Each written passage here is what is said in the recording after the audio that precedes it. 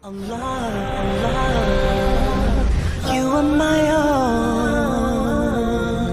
you are my love.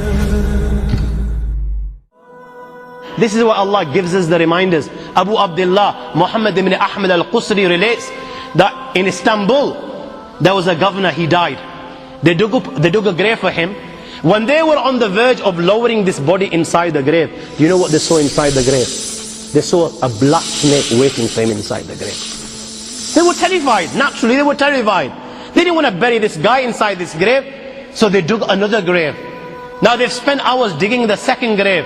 They're on the verge of lowering the body inside the grave, and you know what? The same snake they saw in the first is waiting in the second. They dig a third grave. A third grave. And they find, when they're on the verge of lowering this grave, all of a sudden, out of the blue, they find the same black snake inside the grave.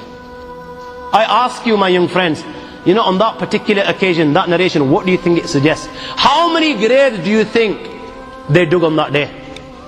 4, 5, 6, 7, 8, 10, 15, 20, 25, 30 graves.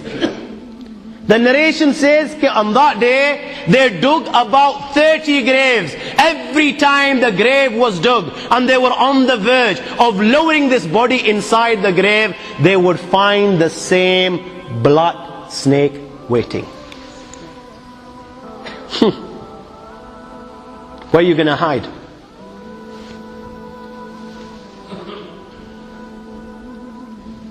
It doesn't come any clearer than this. Where are you going to hide? Where? Allah. You know, even when you've gone 6 foot under, you can't get away. You've left the dunya and you've gone 6 foot under and you think you've got away with it. This is where it will begin. You know, fed up after digging so many graves, they consulted the ulama. What should we do with this person?